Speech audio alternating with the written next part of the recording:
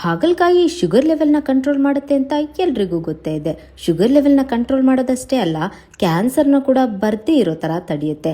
ಹಾಗಲಕಾಯಿ ತುಂಬ ಕಹಿ ಇರುತ್ತೆ ಅಂತ ಎಷ್ಟೊಂದು ಜನ ತಿನ್ನೋದೇ ಇಲ್ಲ. ಉಪ್ಪು ಹುಳಿ ಖಾರ ಬಿದ್ದರೆ ಕಹಿನೂ ಕೂಡ ಗೊತ್ತಾಗೋದೇ ಇಲ್ಲ. ಈ ಒಂದು ರೆಸಿಪಿ ಅಷ್ಟೊಂದು ಟೇಸ್ಟಿಯಾಗಿರುತ್ತೆ.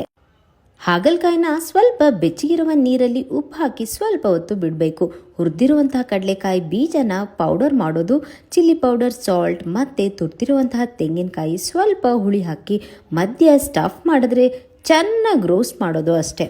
ಸೊಪ್ಪು ಸಾರು ಜೊತೆಗಂತೂ ಹೇಳೋದೇ ಬೇಡ, ಅಷ್ಟೊಂದು ಟೇಸ್ಟಿಯಾಗಿರುತ್ತೆ.